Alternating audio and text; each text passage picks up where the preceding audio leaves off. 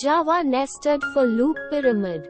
Public class pyramid example 2. Public static void main, string, args. Int term equals 6. For int I equals 1, I less than equals term, I plus plus.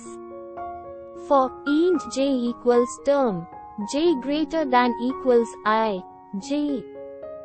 System.out, print, closing curly bracket, system.out, print ln, new line, closing curly bracket, closing curly bracket, closing curly bracket.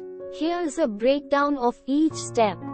The outer loop uses the variable I to iterate from 1 to 6, the value of the variable term, which determines the number of rows in the pyramid. The inner loop uses the variable j to iterate from 6 to I, which determines the number of asterisks to be printed in each row. For each iteration of the inner loop, the system.out, print, method is used to print an asterisk followed by a space. This prints out the asterisks for each row in the pyramid. After the inner loop completes, the system.out, print ln, method is used to print a new line, which starts the next row of the pyramid on a new line.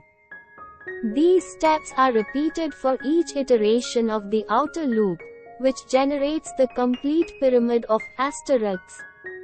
When you run this program, the output will be like this.